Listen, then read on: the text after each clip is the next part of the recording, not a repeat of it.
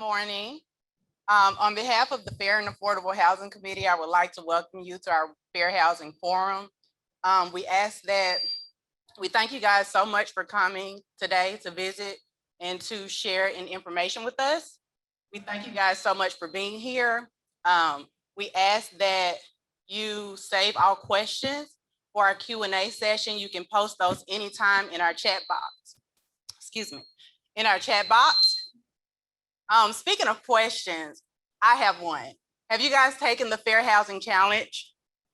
Have you guys taken the Fair Housing Challenge? If not, no worries. There's still time. You can start by signing up for the At Home with Diversity certification on the 23rd. And you can also register to take the Fair Housing Simulation.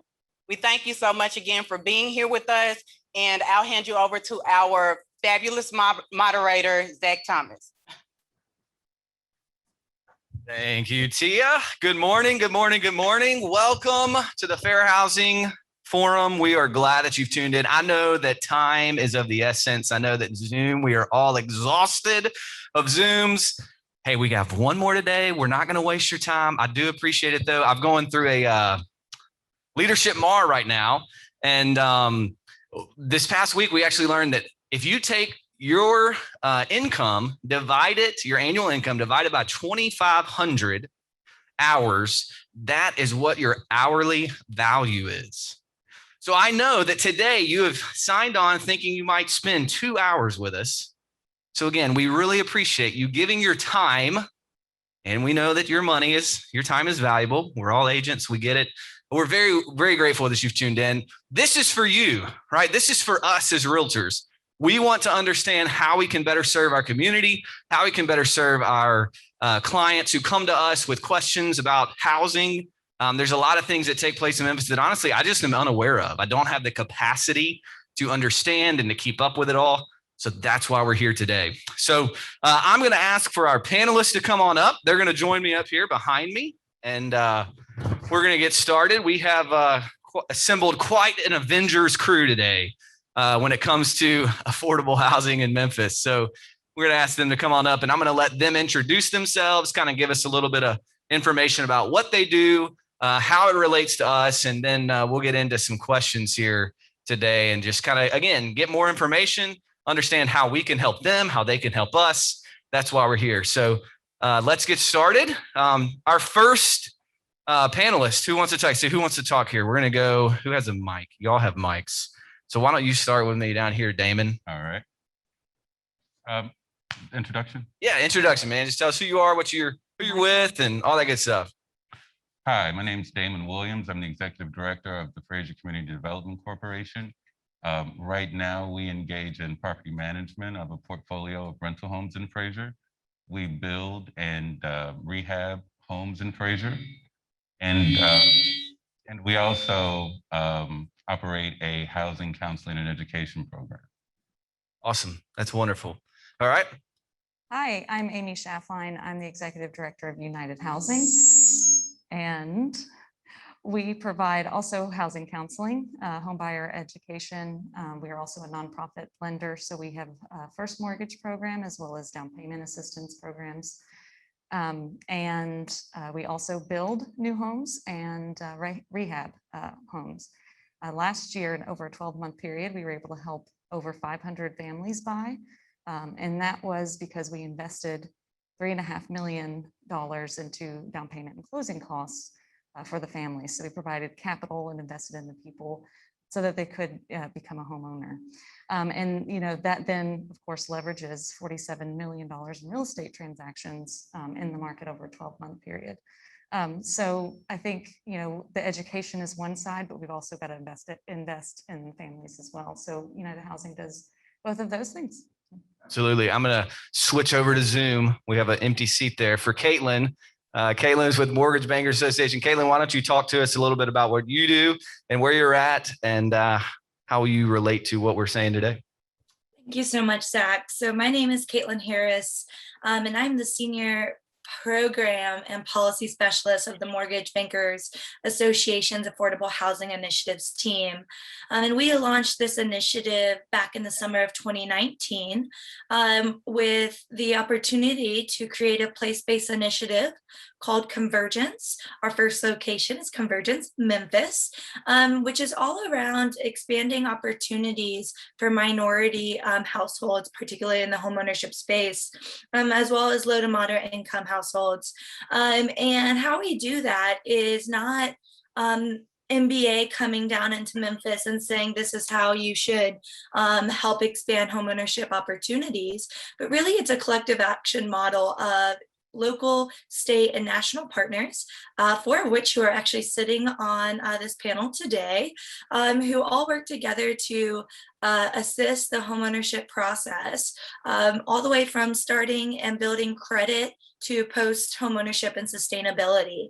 And so we utilize our partnerships to create and establish 4 different work streams that really get at different aspects of the homeownership process and focus on how to help the community, giving them financial education, resources, understanding the renovation and rehab products and down payment assistance resources, building the information and trust gaps that currently exist from the lender and mortgage community and the local borrowers, as well as providing financial education literacy and helping understanding the gaps in the market that we're here to talk about today. So we are attacking this problem at a variety of angles with the local partners. So I'm excited to be here today to talk to you about what Convergence is doing and how partners like MAAR and like United Housing, Rise Foundation, and the Works are all working together on this one mission and goal of expanding homeownership. Wonderful. Thank you. Sheila? Good morning. Oh, that's right. You need a mic. I'm sorry. Good morning. My name is Sheila Terrell, and I am President and CEO of the RISE Foundation here in Memphis. RISE stands for Responsibility, Initiative, Solutions, and Empowerment.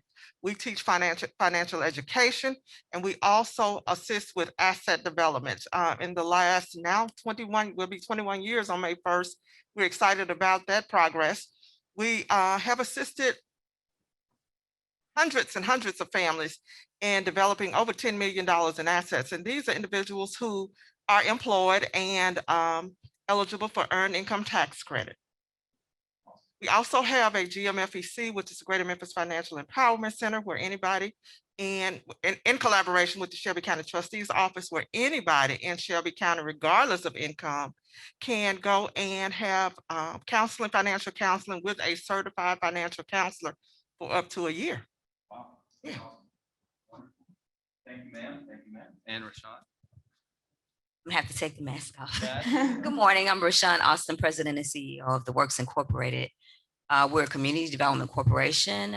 When we're 23 years old, you made me think about how old we were, Sheila. I like to say that we serve the comprehensive needs of children and families in neighborhoods. And what that means, and you'll often hear me talk about the top 5 expenses in a household, which would include the housing expense, transportation, health care in some households, food, and in other households, education or childcare costs. And so what we do, we are the developers of both single family and multifamily housing for both homeownership and rental. We operate a small dollar mortgage program where we're the investor that is wholly owned by us. And one of our bank partners is our servicing partner, Pinnacle Financial Partners. We have a charter school, and a lot of people don't know that we're the sponsor of an elementary charter school, K through 5. We operate a green grocer, seasonally, the South Memphis Farmers Market. We have a very robust health and wellness agenda. We have a registered nurse on staff and have a clinic at one of our recently opened multifamily developments for very low and extremely low income families. We do a lot of work around the built environment and infrastructure, so cycling and pedestrian right-of-ways. And we recently completed a pocket park. Well, we completed the first 2 phases of a pocket park next door to one of our multifamily developments. And last year, we developed over 200 units. The majority of those were for very low and extremely low income families who are renting. But in the coming year, and I'll wait on, we'll develop a subdivision on some surplus land that we purchased through the school system. And I'm sure there is something I missed because I'm just thinking about my staff people, but we do a lot. Oh,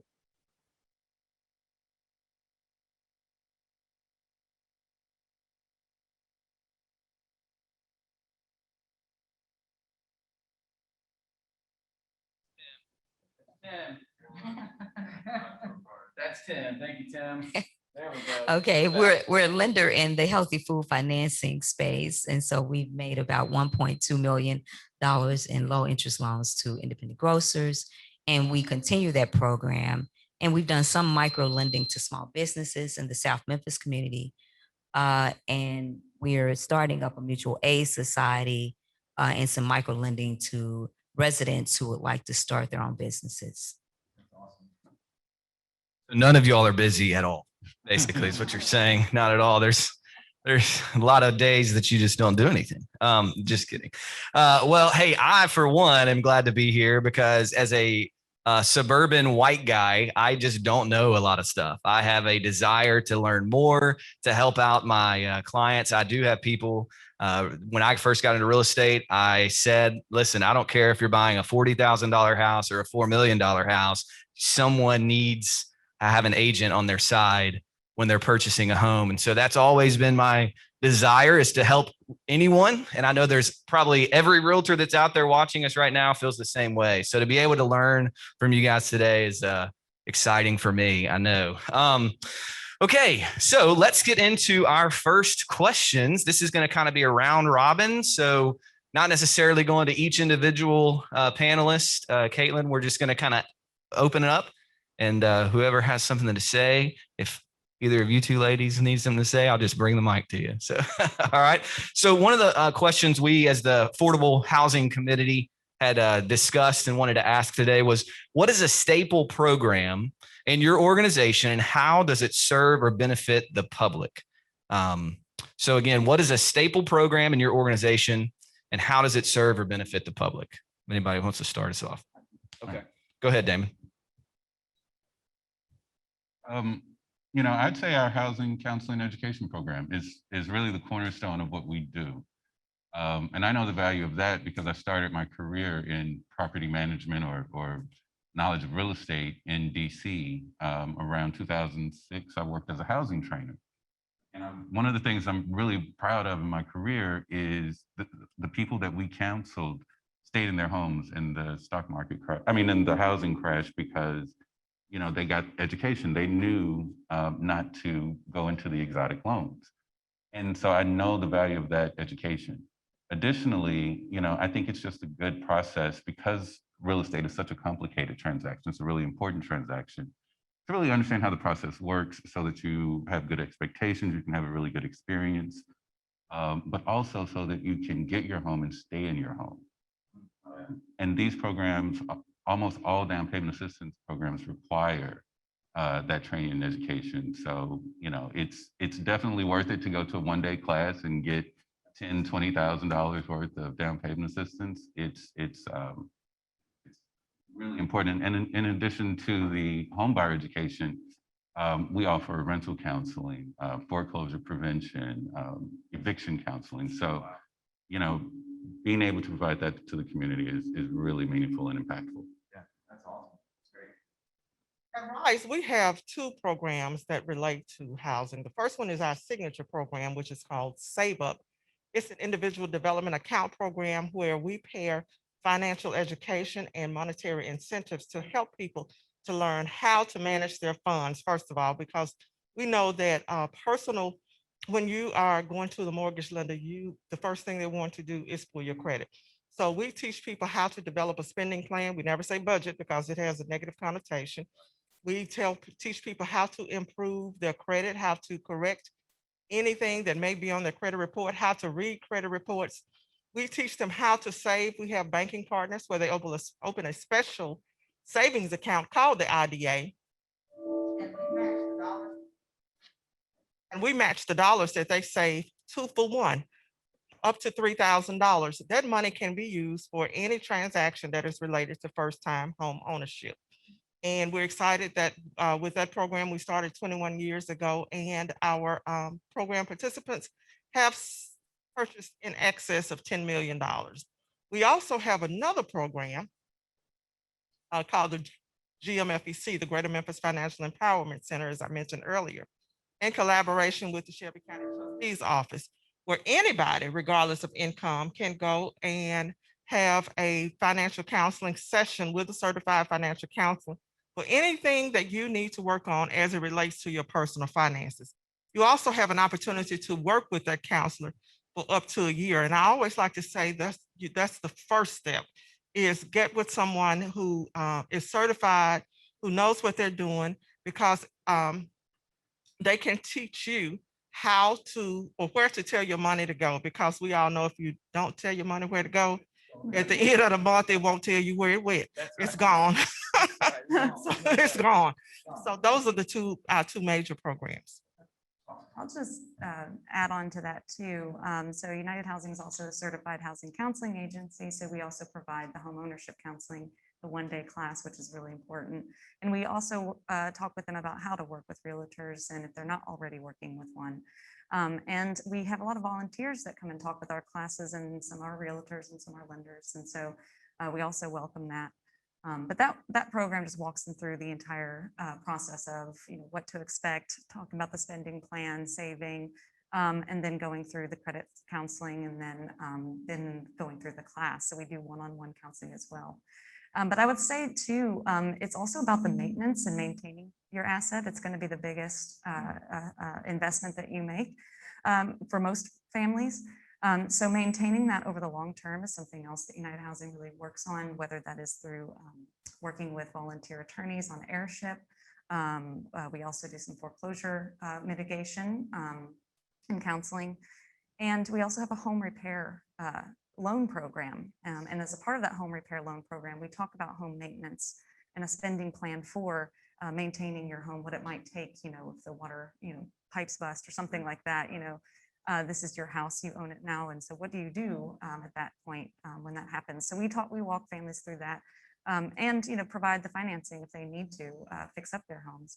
We find that a lot of the deferred maintenance in older homes and neighborhoods is so far gone. And a lot of the times, you're going to need more than what we can provide in loans. So we hope to continue to raise funds, fill gaps in some of the grant programs for home repair with a loan so that they can get more for not having to be less debt. So that's part of it. So the home repair and maintenance. And then, of course, the other part is the home buying side too. So we do have a first mortgage program as well. It goes up to $100,000. And you have to have a 580 credit score, but we look at alternative sources. So, that is not just a number, we want to look at your whole self. And we do that too. And so this is the first mortgage. And then we have a down payment assistance program with a few of our bank partners like Pinnacle Financial Partners, as well as Patriot Bank, Cadence Bank, and a few others. So to help, get that person into the home, barriers. One major barrier to homeownership is having that capital, that upfront capital. So investing in that person is part of our key programming as well. I think it's important to note that all the panelists, we all work together Right. to assist. We're all community partners, and we collaborate to make sure that individuals are mortgage ready, and then when they're able to purchase a home, they're able to sustain those properties. Right. Caitlin, why don't you got to throw in there? I'm gonna give it to Sean now. Absolutely. So as I mentioned earlier, we have 7 different work streams, and we also have 2 different working groups, one for real estate agents and one for lenders. So what that all means is we have a lot of programs going on at once, and it's not one specific program that we're focusing on. It's building a toolkit of resources to provide to the community. So we have undergone several different events such as webinars and trainings for both the industry practitioners to help them understand what products and resources are available and how to actually provide them to the community. We also have 2 upcoming events, all with the idea of bringing people to homeownership. One that's actually, both actually are coming up this week. We have one tomorrow that's a virtual career fair. And the purpose around that is for bringing diversity into the real estate finance and mortgage industry. Our beliefs to help bridge that information and trust gap, that if the person on the other side of the table understands your background, understands your community, understands the same struggles that you have faced and their community and family have faced, that it will build a trust between you and the lender, you and the real estate agent. And that's tomorrow. We also have a home buyer fair that's happening this weekend. Actually, 2 of our panelists are from United Housing. Priscilla Reed, one of the housing counselors, and Delicia, who actually went from being a home buyer, going through the housing counseling process, and is now an employee at United Housing, and she's going to give her testimony there. We also have Cheryl Mohammed with NAREB participating in providing the real estate aspect of home ownership, as well as down payment resources and homebuyer educators all participating in that event. We have a goal of expanding home ownership in the Memphis community by 5% over the next 5 years. And that's through partnerships with those at the table right now, as well as those in the audience, and finding new and innovative ways to reach the community, provide them the assistance, help, and resources they need. And so one of the upcoming events we also have is financial counseling and money management. And the RISE Foundation with their Greater Memphis Education Empowerment is participating in that and helping understand that financial literacy and money management, not the budgeting as you mentioned, Sheila, but everything in between. So not just one program, lots of programs all happening at once, all trying to get at that same mission of expanding minority home ownership in Memphis. Sheila, I guess I tell my money to buy shoes. I think that's what happens every month. But we were talking about staple programs, and we were talking a lot about home ownership, and I know that's what realtors want to talk about, but we also need you in commercial transactions for buying multifamily, whether it's small or large multifamily. And so there are opportunities there. And so if I think about our staple programs for the last 23 years, the most stable of those programs, even during the housing crisis, was our rental housing. And you'll see us focus there because very often in Memphis, we forget that 1/4 of the citizens in Memphis live at or below the poverty level. Homeownership is not necessarily a reality for them today. And so we're looking at establishing a model in Memphis that's slightly different from traditional single family homeownership. And the reason we're doing that is because in our zip code where we're located, our office is located, we have the most underwater mortgages. And so I have a little twist to my background in between my nonprofit stints. I worked for 9 years in the mortgage industry, in the servicing industry for GMAC Mortgage. And the reason they chose us is because Memphis had so many underwater mortgages, and we were in the top 10 of cities. Although we're not top 10 in population, we're in the top 10 of cities for GMAC Mortgage and Homecomings Financial in terms of the loans that were 30, 60, 90 days plus and in foreclosure. And so that's why they recruited me away from my work at Orange Mound Development Corporation to address that. And so I saw thousands of families during this crisis who were sometimes in conforming loans. So it wasn't just the subprime or the jumbo mortgages. It was the Fannie and the Freddie products. It was FHA. And so we were trying to solve this problem across the nation, because I ended up being a licensed broker and originator in 9 states. It's because I take tests well. And so I just kept taking the test. And so it changed my idea of what I was doing before when I was at Orange Mound Development Corporation. Number one, I wanted to build true wealth for families. I wanted to see them. We say that homeownership establishes wealth. That's not necessarily true in a zip code that is underwater. So I saw people in negative equity situations quite often. And those were the homes that we said, hey, let's run an analysis. We don't want this anyway. And I would tell those families, hey, just keep paying your taxes, get some kind of insurance. We're never coming for this. We're going to sell this in Las Vegas at an REO convention at best. We're not, and we're going to bulk sell it. We're not taking it to foreclosure. It's in the process, but it's not going to end in a foreclosure sale at the courthouse steps. And so I started thinking about this work differently. How do we build wealth? And so in our mortgage program, we like to say that we boast that our homeowners go in at 80% or less on the value. So that means even though they are not necessarily wealthy, they're low income, they're living in distressed neighborhoods very often, they don't go in at 100%, a 97% LTV.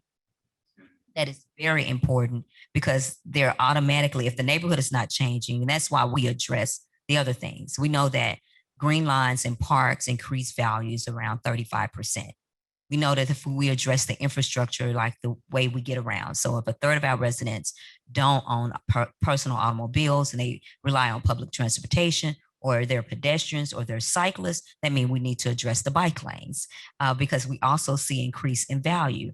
When we start building residences, we increase the ability for retail to place in our neighborhoods. We operate a store, and I say we never want to be a grocer. When we grow up, we've operated for 7 years. We like to play one on TV, but we like to attract a real grocer, back to our neighborhood. And the only way we do that is address residential. And so we need rooftops, and it's not just home ownership, but we need density. So we need renters, and not putting, people out of our world because they are moving into a rental situation.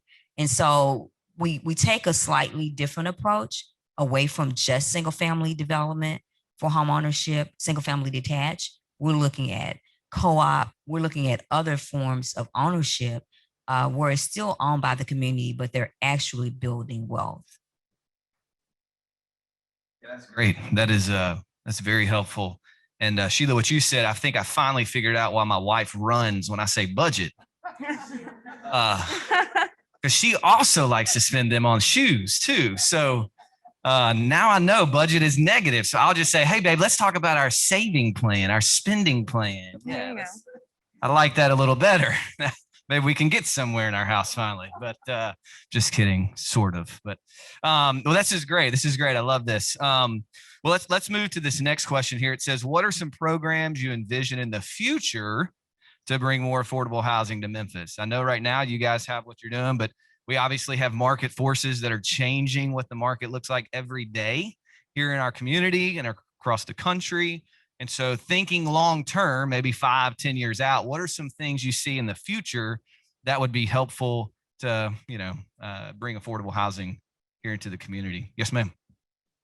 I'll continue that thread about the co-op and a different form of homeownership versus just one family. So I was having a conversation with Councilman Chase Carlisle yesterday. He's a developer, of course, on the other end of our world. He's a market rate developer that makes a lot of money. And I told him I operate in the red. It's just what I do. And so Chase and I were talking about capital stack. I mean, it was just a very interesting conversation about how we expand home ownership or expand wealth in distressed neighborhoods using the resources that are available to us from government and making our local lenders think differently. I don't like for them to go traditional and just do the same things they've done for 50 years. I have a person on my staff who operates my mortgage program. Miss Gary was in the bank and she's also a realtor, but she was in mortgage lending for 40 years.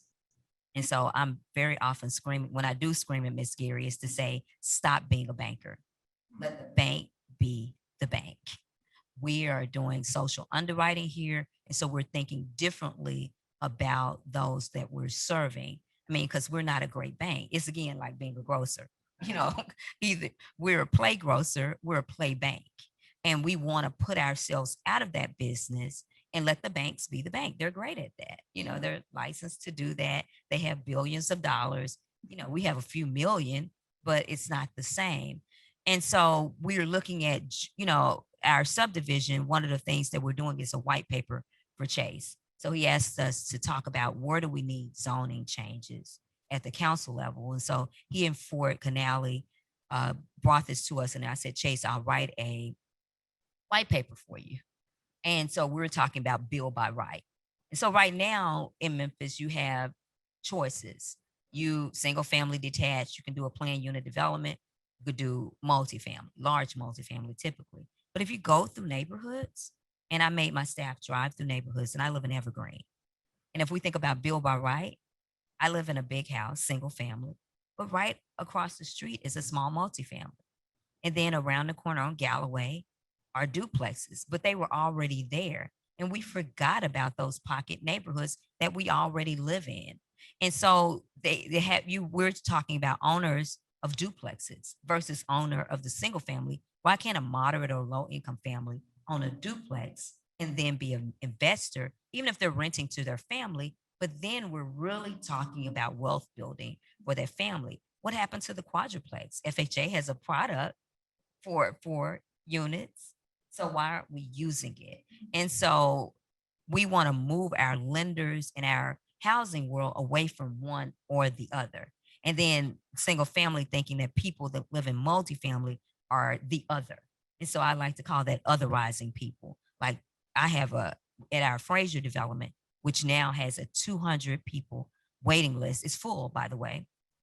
And I don't understand why people will put themselves on a waiting list for housing because that's a 12-month lease. I'm like, so that means we desperately need affordable housing. And we stopped it at 200. So that meant more people wanted to.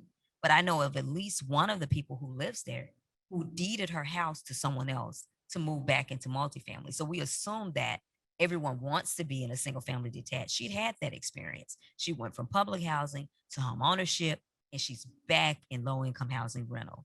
And so, and I forgot one program we do operate is the minor home repair program. We're spending up to 20,000 in someone else's investment. So something went wrong along the way that we are now, they didn't have enough of discretionary income. Something happened. They got sick. They lost a job, or they just didn't know how to maintain. And so I really appreciate United Housing talking about the maintenance that's required in home ownership. If we're moving people from rental to home ownership, we got to also change a mindset. Yeah. Nobody's coming for you. There is no landlord Right. that's coming for you. We had a woman we counseled who I knew, she was on the streets when I was in Orange Mountain 25 years ago. And I'm so proud of her because I know her story, and she went from that experience of being addicted literally on the streets to being one of our homeowners.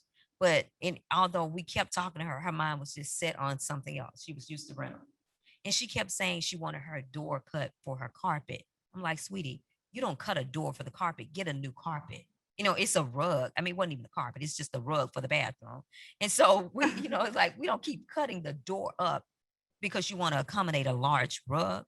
Just get a smaller rug. But it was that type of thinking. She kept calling us over things like that. That's not our responsibility. And so we push back and we explain to them, and we send out notices every few weeks.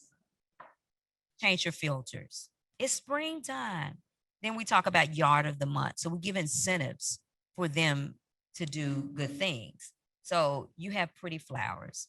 Somebody else may not like your flowers. We like your flowers. And so we're going to give you an incentive. You maintain your yard, you maintain your gutters. And it's the small things. So we do the small things.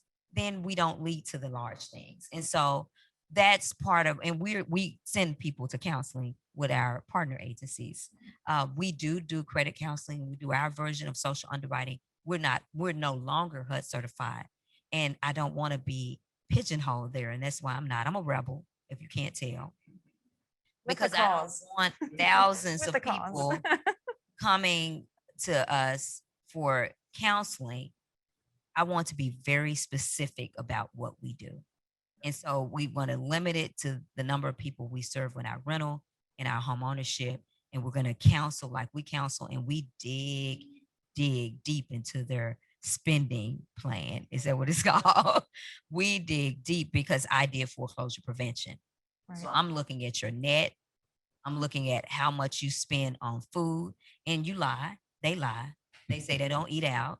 And I said, the bank statements, please. Can see that. And there's like, and I see Burger King, Burger King, Burger King, Burger. I said, you have a Burger King in your kitchen? Like, what? I said, you said you didn't eat out. So you obviously have a Burger King in your kitchen. And people don't recognize how much they're spending. I asked about gambling, smoking. Do you groom your dog? Do you have a dog? Do you have kitty litter? Everything in your household, because we don't think about how we spend money. You know, it's like, I mean, I don't spend on other stuff. So I just wait on the shoe sales. I got lots of shoes, but shoe ministry. And so, but I save first thing, and we're teaching them how to do that. We leave them a 10% surplus because I saw that in foreclosure prevention. People had a flat tire and they're going into foreclosure because it's one little thing, because their budgets are so tight. Yeah. That one little thing takes them into default. And then if a second thing happens, oh, they're 90 plus. If their kid gets sick and they miss days and they're hourly, it's those type of things that we're starting to address so that we can have a different model for home ownership. And so we can have success. And I don't have to talk about people being in foreclosure. I want to continue to piggyback on some of that. So the looser zoning, I think, is what is needed too, as part of what we're thinking about in the future. A range of housing types of what we've been talking about, you know, not just the single family, but, you know, why can't a family own a duplex and rent to their friend or family or someone else?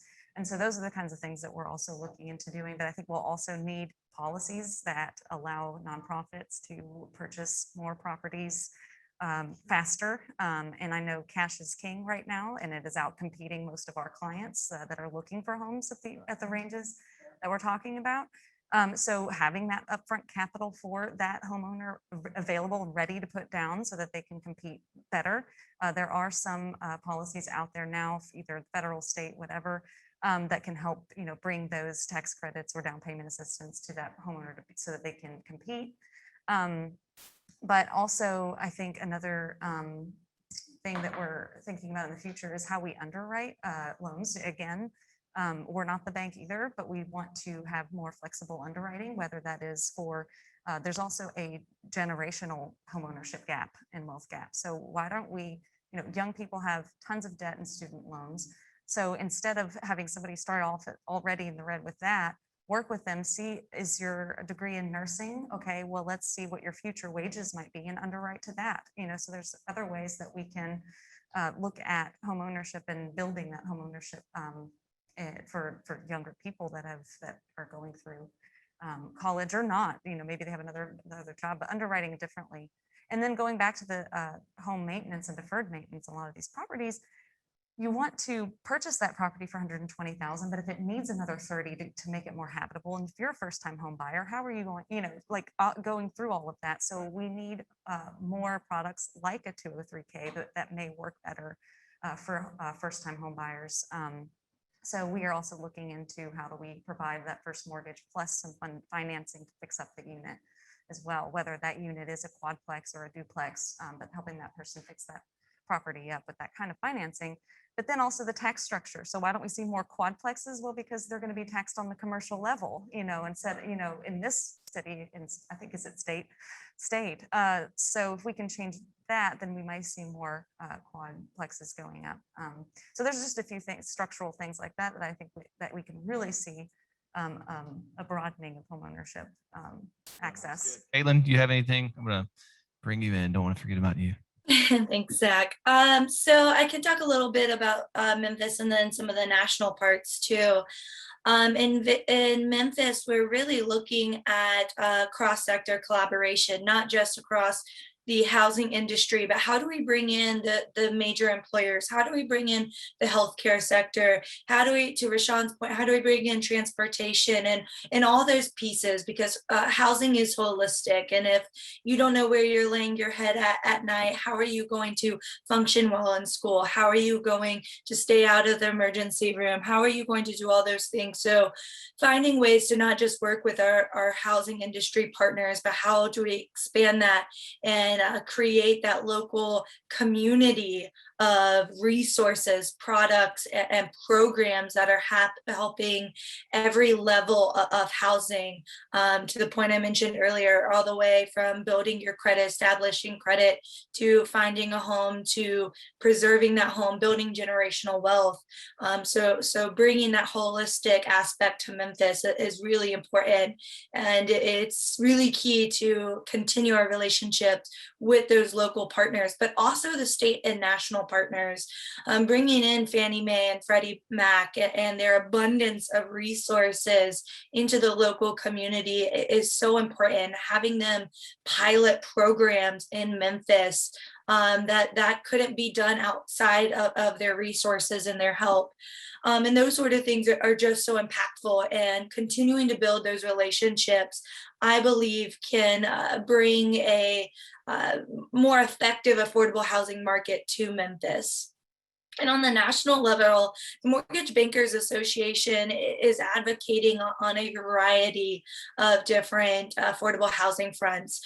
Our chairwoman, Susan Stewart, for 2021, it's her #1 priority is minority homeownership and affordable housing, which, as many people know, is not typically the mortgage bankers' #1 priority, but having that at the national level being so crucial and important means that we're able to advocate very strongly for things like the Affordable Housing Credit Improvement Act that was reintroduced this week alone, to expand the low-income housing tax credit, looking at helping Ron Wyden build out his middle income housing tax credit, looking at renter counseling that's not that Damon mentioned, that's not necessarily being happened at the federal level, but how do we administer renter counseling financing the way we do housing counseling? How do we build out the housing counseling programs that already exist? How do we create special purpose programs that particularly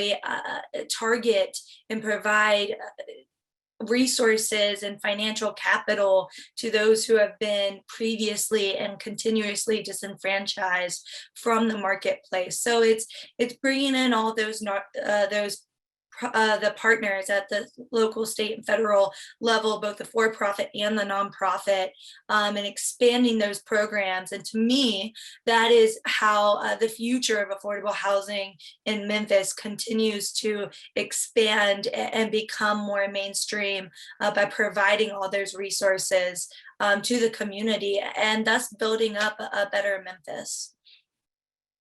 That's good. I think in the next 5 years or so, even before then, we need to think about how we expand all of the programs that already currently exist. Historically, nonprofit organizations have been underfunded.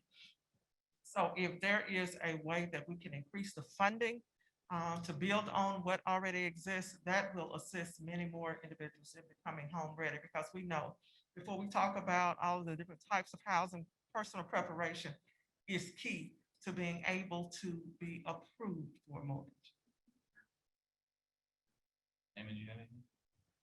One of the things that we're concerned about in Fraser is the amount of corporate investment in homes. They are buying up our homes faster than, I mean, it's amazing.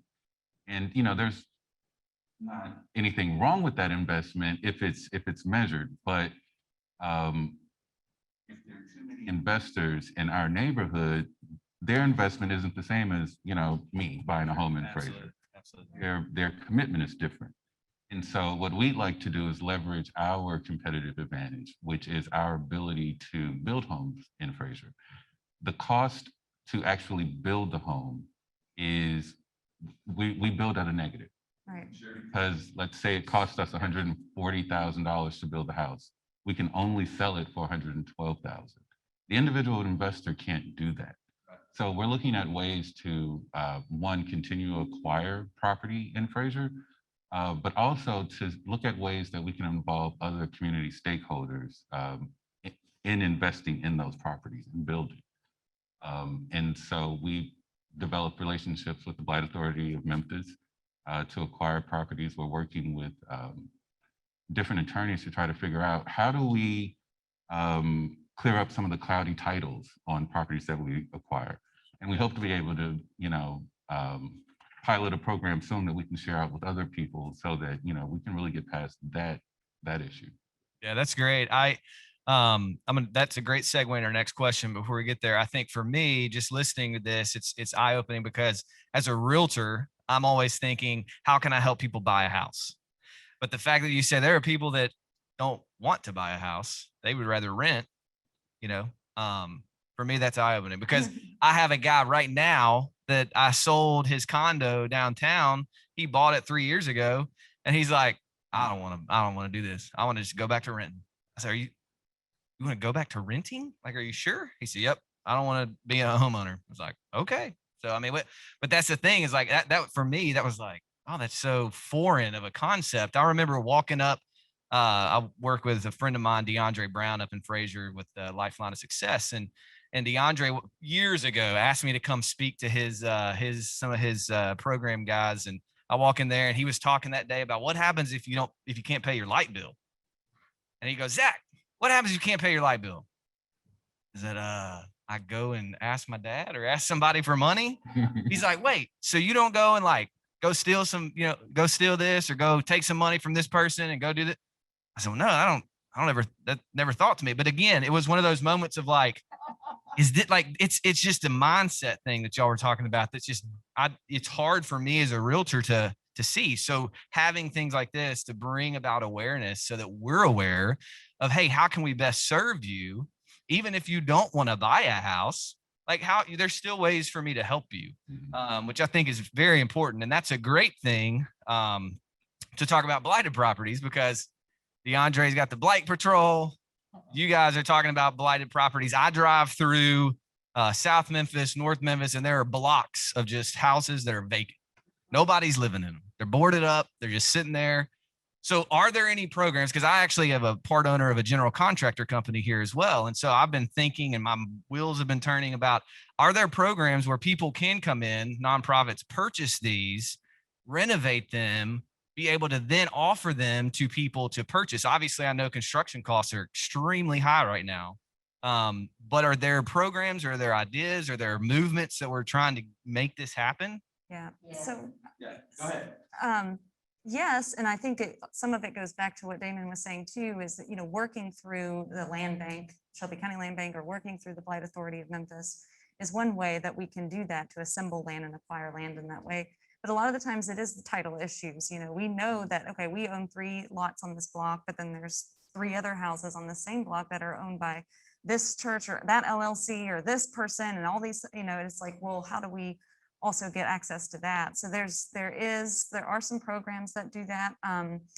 For us, it is again working through the land bank. I know Klondike Smoky City was really successful about acquiring a bunch of land through the land bank in that way, in bulk. We'd like to do more of that and see more of that. I know that Fraser may be looking into doing something like that, so that we can, as nonprofits, get the lots, acquire the houses, and then, we can raise the philanthropy that may be able to close that gap, because we are going to be building in the red. And if we are not going to do it, who's going to do it? So we have to start somewhere. So that's what we're doing. But rents are rising. Rents are high, and Property values rise, the rents rise. I know, and exactly. And also because there's not a lot of inventory. So the more that we can build, the more that we can rehab and make livable, and more that we can maintain over time, that will open up, make rents a little bit more stable. But then there are places that you can own for less than you can rent in many neighborhoods. So again, I think, even if you don't want to rent, own or rent, whatever it is, I think just having those options that are more available is the point and the key. And that's what we want to work towards. Amy kind of mentioned the Klondike initiative we worked on as a partnership of 3 agencies with the Klondike Smoky City CDC, the Neighborhood Preservation Inc., and the Works, where we acquired 150 lots, parcels, and buildings. Some of them are buildings in the Klondike neighborhood. And one of the things our strategic partner NPI is doing is looking at the national title companies and doing quite a bulk quiet title action, because that typically is going to cost us $1,500 to $2,000 per parcel. But we're working with the national title companies and see how we can do that in bulk to clear, because part of our contract with the county is to clear the title of all of those parcels, and they have first right of refusal. But we're gonna make sure they don't get them back. Because these were properties that were no longer generating revenue for the county. And I always tell the county, you rely 63% of your revenue is property tax revenue. I talk numbers. And if we're putting them back in a performing status, I don't need to have the conversation. Either you're paying to maintain them poorly, or we're giving you tax dollars and we maintain them well and help that neighborhood reestablish itself as a great place to live for people if they so choose. But another thing I kind of hinted at, I recently had a conversation with Fannie about shared equity.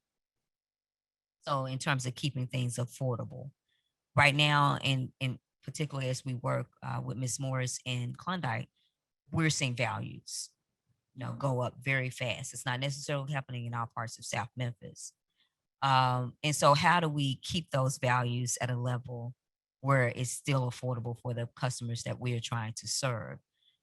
We could go market rate, but that's not who we are. Again, we want to stay even below moderate. So we're talking low and very low. And my definitions are based on HUD standards of low, very low, and extremely low. With extremely low staying in rental situations. They're not quite ready financially for home ownership. And so we did a couple of examples where we used our mortgage loan in a neighborhood that had very fast rising values. We owned it, so we already controlled it. Now, what it's worth today, so one street we're working on in that neighborhood, we sold a house on that same block in December 19 and its appraisal was right at 50. And so we put 50 in a mortgage, and then she had some down payment assistance. She had some equity going in. Today, that same block, 2 months ago, 190,000. So we created a third deed where we share equity. So we have a split with her. If she so chooses to refinance or sell, we have first right of refusal. So we can take it back, so we can keep it affordable instead of her just selling it on the open market. But we will share the difference in equity with her. So we will take out what we put in, the difference in how much we put in construction versus what we were able to give her a mortgage for. And then she can take part of the equity. And so Fannie and Freddie both have a shared equity product.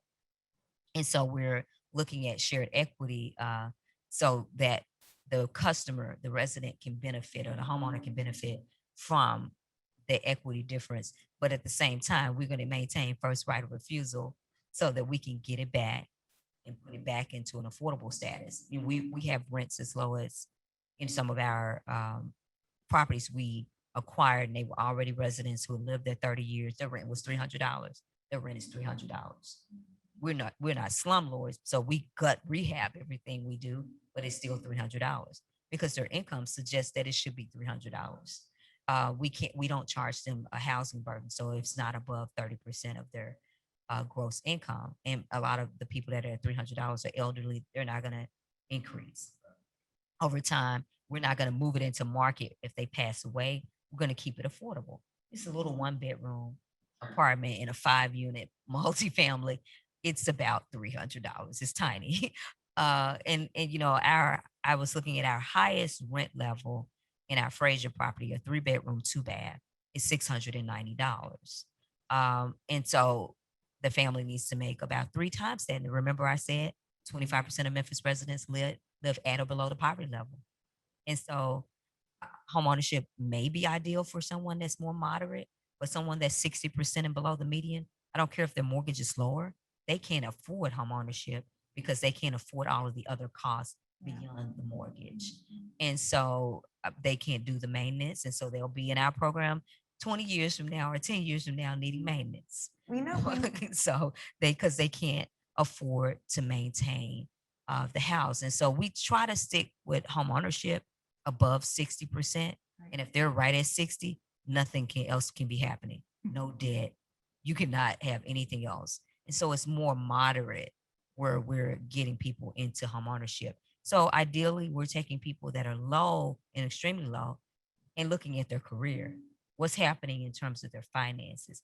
how can we get them a better job if that's what they're doing, and get them a business started so they're increasing their income. So if they do want to move into homeownership, they can do that.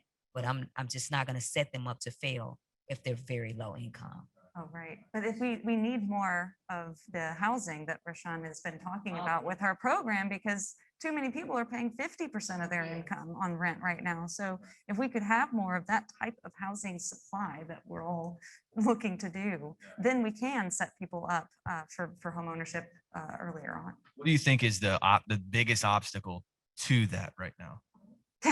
Capital. Capital on, not on our side too, and on the individual side. Well, because I've heard President Biden say things about putting $15,000 into people's pockets to be able to buy housing. And so from my perspective, I feel like that's not going to be helpful, because what that does is that puts more money into people, because the market, we already have tons of buyers. But yeah, I feel like if that were like only for specific, if we like narrow that down and maybe targeted areas, if you're purchasing in these areas and these zip codes and these like, maybe then it would be a little bit more beneficial. And it, but I'm just trying to think, like, so if there's a government investment into some area, where would you say that would be best served? Infrastructure? Okay. Yeah. It takes us 3 years to do. Yeah. 3 or 4 years. 3 or 4 years to do a multifamily or a big development. The largest provider in terms of financing of affordable housing, and we forget this, is the low income housing tax credit nationally. Right. That has existed since 1986. Well, if it takes me 3 years to do a LIHTC deal, and I'm only doing 146 units in that LIHTC deal, we have this huge gap. So we're almost at 40,000 units down in Memphis of quality affordable housing. We got tons of affordable housing. Right. But it's not quality. So it's conditions that you wouldn't put your pet in, that people are living in. I mean, the ones we redeveloped, 146, they were occupied. We spent $800,000 on mold, asbestos, and lead remediation. So no one should have been in those in the first place, because their housing was killing them. But they were occupied. And then we bought the ones across the street. So we have another almost 200 units across the street. Again, I said, we're not going to rehab this. We spent $18 million rehabbing those across the street. We're turning this down because we know we already got to remediate mold, asbestos, lead.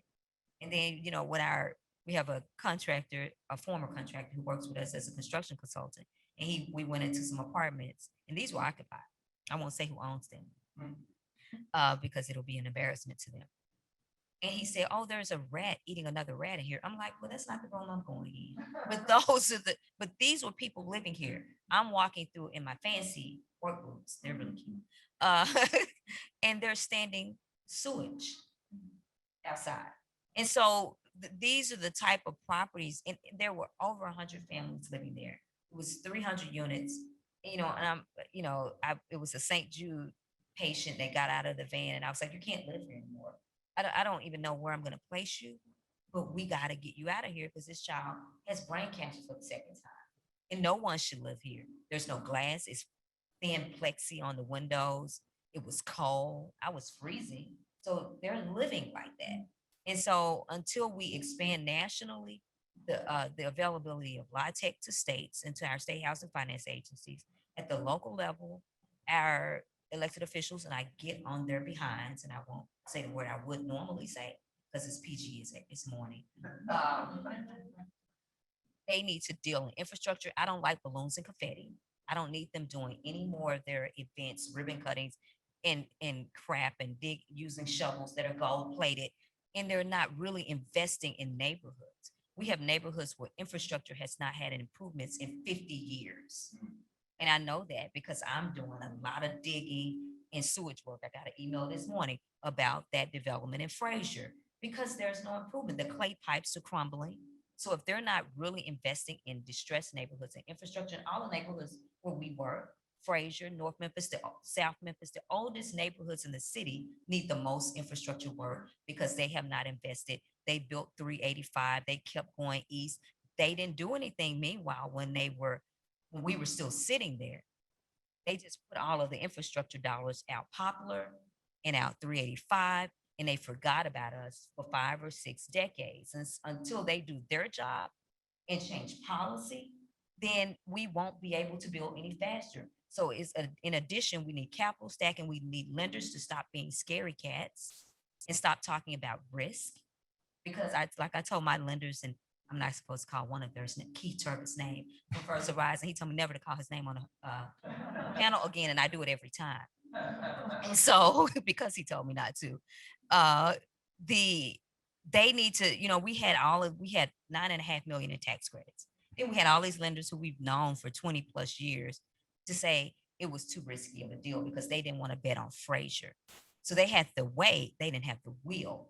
I said, the deal is not risky. We have 9.5 million tax credits, and you have 2 people who are co-developers, who are some of the biggest affordable housing developers in Memphis, who have combined 50 or 60 years in experience here, who've never been in default. Where's the risk? And so it's a combination of things. National, increase the tax credit, increase the incentives coming out of HUD. At the state level, pass it on and do the same thing. Local level, elected officials change the policies and invest in infrastructure in neighborhoods. Okay, then let me bring you in. If there's anything you have to say on that. I think Rashawn hit the nail on the head there. On all levels, infrastructure, financing, all of those things are so incredibly important. I can say that with Convergence, one of our national partners, CoreLogic, has one of the work streams for the market gap has created a vacant and distressed properties sub-working group that's specifically looking at blighted and vacant distressed properties and how to rebuild them through the help of those like Frazier CDC.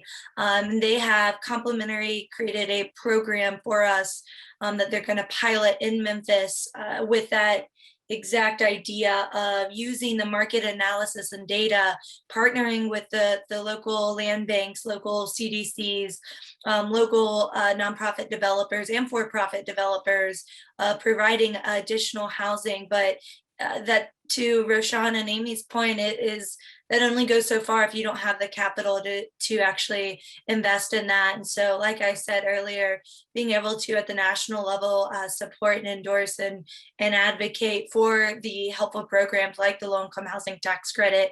I'm currently working with an affordable rental housing advisory council at MBA, looking at creating another version of the low-income housing tax credit that can be done in a quicker time frame to expand additional housing that could actually go up to a higher level of AMI, to incorporate the workforce all the way down to the basis boost needed to those at 30% of area median income and everything in between. So not only building on and creating financial capital for the programs that also already exist, but also building out and developing programs that can fill the gap in between the programs that exist, and building resources and the capital needed to finance in between. So I think it's a mixture of all of that, and we can all be working together to expand these opportunities for affordable housing in Memphis and Shelby County. Yeah, and I think those are great. I mean, that again, golly, I feel like if we could just get our construction costs down too, that's going to help so much. Like, I mean, that'd be helpful. my goodness, Something's got to give. it is, gone up so much. Because one of the things that I've been hoping to do through our, just through brokerages around the area is for real estate agents to be able to participate in some sort of grant program as well, to where brokerages can identify and working with you guys areas where you guys know where the biggest need is, and we can come in as agents and as brokers and say, hey, listen, we're going to partner with Frazier CDC in this street, and we're going to help that street, and we're like, adopt this area, and then we're going to put our agents and our resources. I mean, are there things, just real quick, because I know we've got question and answer here we're going to get to. Just final question, I guess, are there things that realtors can do that we can do to help you guys out? Like, are there ideas or things that we can do to really, I mean, you guys are helping us by giving us information and access to these products and programs, but what can we do to help you all? Yes, Sheila. One thing you can do is volunteer. When there are financial education and home buyer education classes, to come in and explain what's necessary to be able to be approved for a home, what's necessary to maintain those homes. Yeah, I think that is definitely one thing that we would also like to see. Another thing is, Rashawn and I, we have a first mortgage program, and working with individuals to find, those houses at those price points would be great. And letting us know, where, the market might be for them there. So yeah, working with some of our loan programs, and then talking about some of the programs with your clients that you've heard up here. About our first mortgage program, about our down payment assistance that might be available to help them get in the house and compete there. So that would be really helpful. And then I love your idea of putting some kind of program together where we can target neighborhoods and work with the community to find out what kind of home ownership style or renting that would work in that neighborhood. Is it a community land trust? Is it a shared equity model? And then work with us on spreading that word. What does shared equity mean? And, to you as a realtor, what does that mean for, my commission? What does that mean for, so just kind of spreading that word and educating about the different options available. Get your responsible investors and sell them on all of the land. There you around go. my subdivision in South Memphis because they can benefit from my loss. So I'm going to take a loss, but I have some subsidy to help underwrite my deal. And so that means we need to attack everything around that rectangle where I'm building 35 or more units. Then you need to get everything and we control it so we don't have any vacancy and blight in that area. We have an investor loan program too, so we can help investors that, have rental units that may need some more, affordable financing so that they can fix their unit up for that renter without having to raise the rents. So There are ways that we as realtors can identify the type of investors we're working with so that we can then better serve the communities and say, hey, listen, we have opportunities that are available that would be helpful and be a win-win for everyone involved. So awesome. Well, Brittany, do we have any questions so far that have been? We're working through connecting. Okay. All right. We're working through connecting. Okay. Wonderful. Caitlin, what do you have to say about that? Anything that we can do as realtors to help? Absolutely. So as I mentioned, we have working groups just for realtors. It's an opportunity to connect with our steering committee members and our partners and brainstorm ideas of how we can help each other, how we can educate you and you educate us to spread that word around and provide each other's resources and tools. And actually through communication like that, we've built out an industry practitioner toolkit on our website with actually all of our partners here at the table have resources highlighted on that toolkit, and it's to help every way along the process for a home buyer, and it's for industry practitioners. So when you are working with a consumer, you have an abundance of programs and products and resources and toolkits that you can share and provide to the consumers that you're working with, the clients that you're meeting with, letting them know what products are available, letting them know the down payment resources in their area, letting them know that United Housing can help their housing counseling, or that there's rehab and renovation products, or RISE can help with some of their financial education and savings. And so all of those things in one location, I think, is so valuable. So realtors are able to provide that information in real time, and whether that's printout, hyperlinks, or just telling them this is there, this is accessible. That way you're educating yourself. And so those roundtable opportunities through our working groups is a place that we can share those ideas, brainstorm what's missing in the market and how we can facilitate that through our partnerships. Add one more thing. Absolutely. So you can also help us advocate for more funding in that Memphis Affordable Housing Trust Fund. That is a trust fund that we'd like to see have a sustainable revenue source over a long period of time, not just one infusion of cash that year and not the next, but sustainable revenue source for our I Memphis. have no clue what you're talking about. So explain to me a little bit more how, because I would love to. I have a lot of people. I mean, I would love to do that. I Our just- city has not really invested in neighborhoods through housing in the as a history. We've got a lot of our funding comes from the state to reinvest in home construction. So the Memphis Affordable Housing Trust Fund is something that we've advocated for a long time, and it finally became a thing in 2019. We had a 1% on our debt service that was funding the Affordable Housing Trust Fund with a little bit more funding. So it was about $1 million. When we're talking about home construction, that's not very much.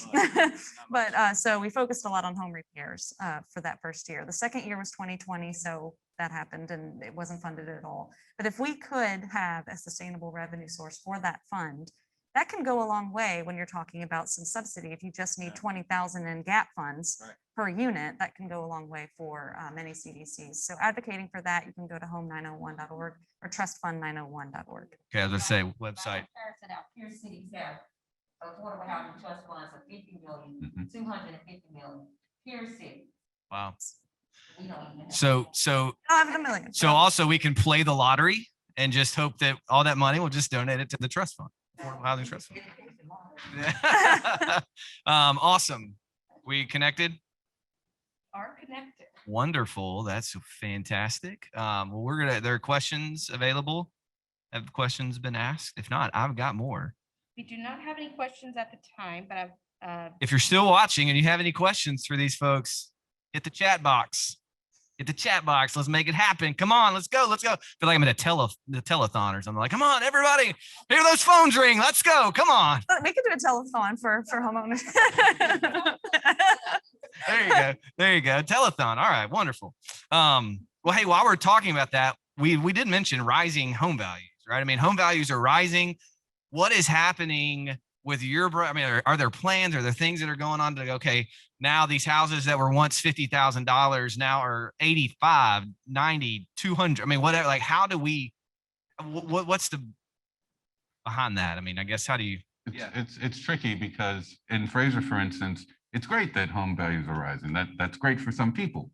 But again, that also might have impact for people around. And so it's this balance of, we're in a divested neighborhood already. So there are already those issues. You don't want to compound those by displacing people. Right. It's really important to us as an agency to look at a holistic view of the community. And for us, one of the most important things are the children in the community. And we know that displacing children and making them move around from school to school impacts their learning. So it's really important to us not to contribute to that issue. Right. And I think like incremental property value raising is important, instead of doing what Binghamton saw, for example, that neighborhood that went from, $20,000 houses to suddenly $300,000 houses. It felt like suddenly it took a few years, but it happened fairly fast. So how can we tend to have that incremental property valuation? And for United Housing, we had a subdivision in Fraser. We still do. We're going to finish up the first phase in the next couple of years. We worked really hard to get the cost appraisals based on the cost, because at the time in 2011, the comps around were very, very low. So we started out brand new home, 3-bedroom, 2-bath, over 1,500 square feet. We finally got a 129.9 appraisal on that. Now they're selling, one of the first home buyers just sold their home for 150. So it's incremental. So they saw some of that equity, but it wasn't so much that their neighbors can't afford to live there anymore. So I think that's kind of that balance that you like to see. So we were really happy with that. We are going to build 13 more homes, new homes up there over the next 18 months, starting hopefully next month. So we're doing that. And then we also have 6 more units that we'll be completing for rental going on. But so those are some of our construction plans that we have coming out. But yeah. So do you find value in, I'll ask this to you over here, since I'll have the mic. Do you find value in, like, is there a way to do some sort of covenants for the neighborhood? I mean, I know we have that a lot of places. People hate HOAs, but the reality is, if, like, because our HOA, we can't do certain things because of the covenants. And so is that something that would be helpful or not? Or Shared equities. Yeah, that's called building community. So it doesn't necessarily have to be an HOA because very often people in HOAs don't even know their neighbors. They Right. just know, oh, there's a shingle. I need to go attack them. And so part of our comprehensive strategy is about building neighbors. And so we call our consumers, our buyers, our renters, our neighbors. So that means we know them. And so we get out, we're doing yoga in the park, we're riding bikes together, we're gathering in our store. And so we're building a community compact or a covenant with them socially. But at the same time, we do have some deed restrictions. And so I don't necessarily, and we use carrots and not sticks. So if your shingle is up, there's something going on with you. How can I assist you? And HOAs don't always do that. And so either they assist you and they put the lien on top of that assistance. We're not trying to put a lien on top of that assistance. We're trying to determine what's happening with you because you're our neighbor. And so how can we help? Is it time for you, if you're older, you can no longer live alone? So how can we help place you somewhere else, but keep your house either in your family, if that's where you choose to keep it, or affordable? And so I think we just have to, that's HOAs are part of the racial exclusionary zoning era. And so we got to get out of thinking 1950s or 1940s and why they were created in the first place. And we can't ignore why we have exclusionary zoning and HOAs, because we were trying to keep somebody out that we thought was the other. And so let's reverse that and be neighborly, keep people in, and help them solve the issues that may have kept them out in the first place. Right. Here. You have some, Tia? Oh, I have a question. Yes. With, being an active realtor working heavily on the buy side, I am seeing, and everybody's seeing a dramatic appreciation in values. And in my experience, in my experience, the down payment assistance subsidies are not keeping up with the appreciation. So yeah, we get down payment assistance, but with the appreciation and the pricing, it's not meeting up with what my buyers need. So what are you guys' thoughts on that? Are your programs going to catch up with the market, or are you just allocating? Caitlin, you have anything to say on that? It might be more effective for everybody on the panel to address that one. So go ahead, Damon.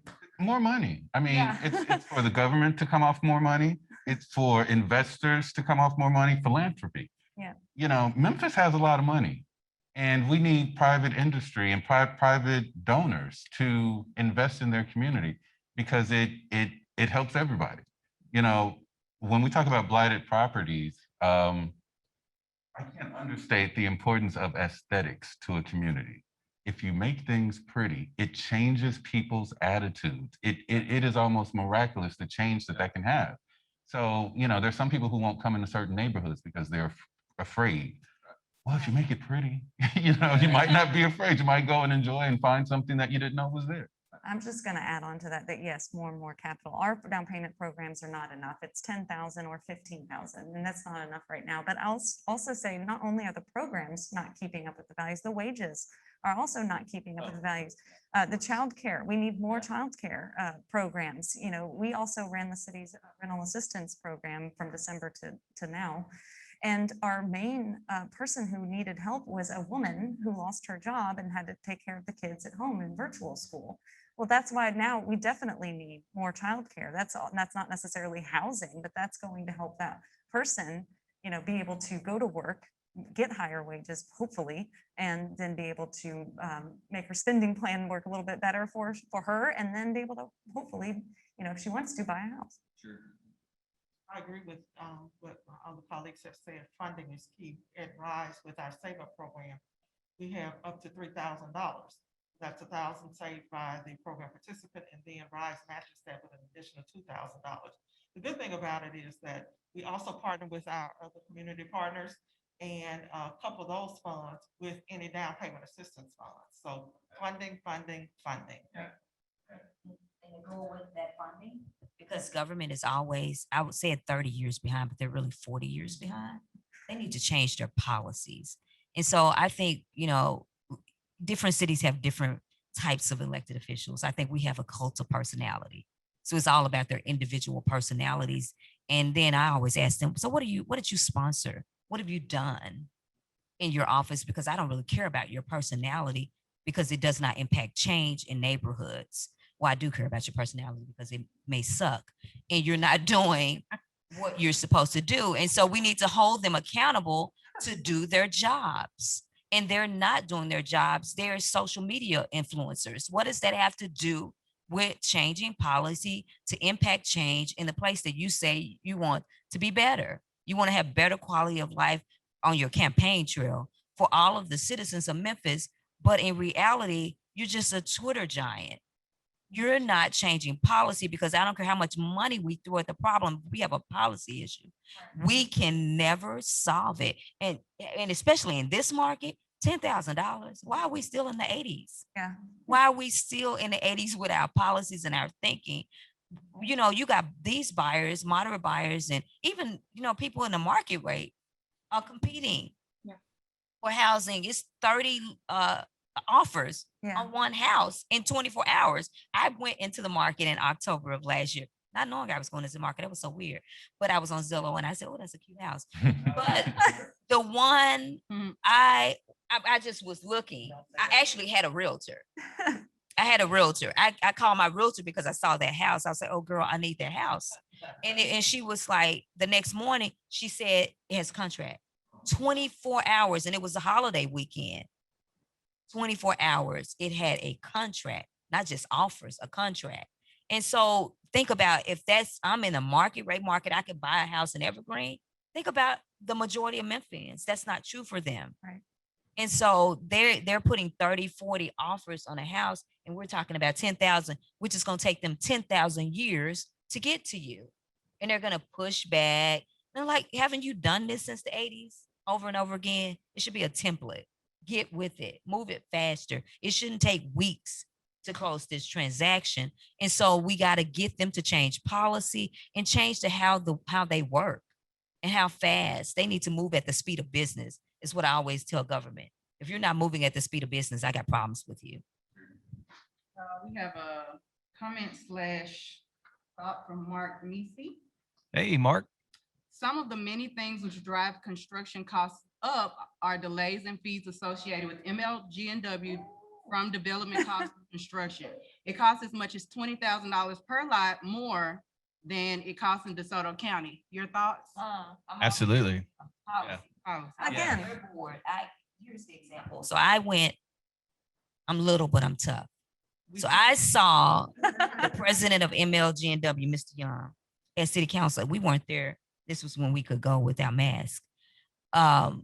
So it was January of last year. And I knew I was having issues with MLG&W on my multifamily. They told me I was responsible for their transformers from the previous owner. I'm like, this property was built in 71. I was born in 71. And so I don't know why I'm responsible for that I needed to dig a trench down 6 acres to take their stuff underground. So all of the costs of MLG&W, I said, this is affordable housing. What happened to that affordable housing incentive y'all used to have, fake have? And so I approached JT and I said, hey, I'm gonna need you to, and he was like, who are you? I said, oh, you'll get to know me.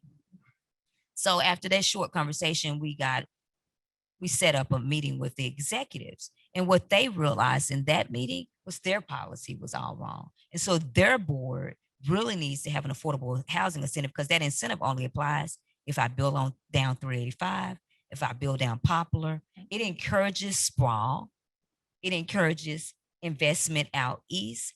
It does not encourage infill in the city. I said, if our plan says build up and not out, get with the program. Your plan needs to match what DPD is doing. Your plan needs to match the vision of this mayor and this council. It needs to match. And so they have a board. Their board needs to change their affordable housing policy and really have one. And it doesn't need to look like our 80s drive to move east. This city, that's been our problem. That's why our federal entitlement funds are cut, because we sprawled out poverty. So we went out 324 square miles. The formulas are outdated at HUD. And so they're looking at density and poverty. We're sparse and spread out. So if the census tract in the 90s, when I was in the business in the 90s, we had 3 times the federal entitlement funds that we have in 2021. So we're going backwards because we spread poverty. So if we had kept a lot of people in this census tract, we could have got a formula. Detroit, in terms of population, is similar to us. They get 6 times the amount in federal entitlement funds that we get because at least they kept their poverty tight. We just spread it out all over the county and we don't get enough to do what we need to do. I mean, just amen. That's everything. Yeah. Mark Frazier asked, do we have broadband in all of our neighborhoods? No.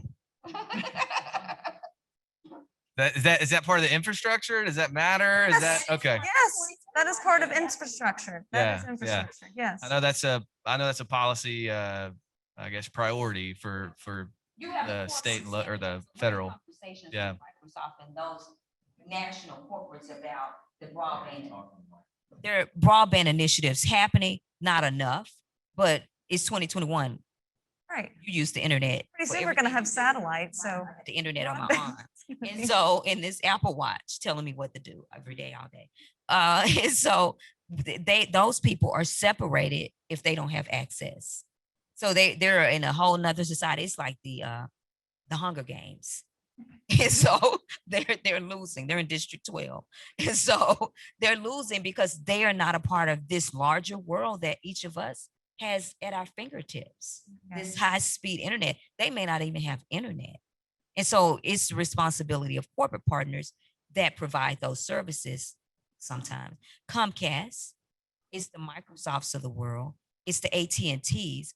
They need to get up and stop doing 10,000 grants and then putting a big check up. Yeah. And we need to stop allowing them to do that. They need to be corporate responsible. They need to show corporate responsibility in distressed neighborhoods because they make enough money off the rest of us to put something back in.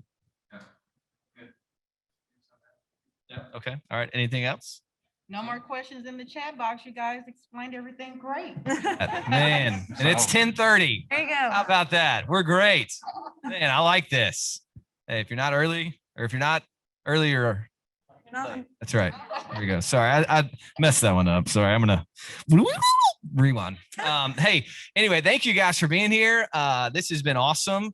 Thank you for watching and caring enough to learn and to raise awareness. We definitely appreciate you and all that you're doing in our community. I know I appreciate it. I am unaware of a lot of stuff that takes place.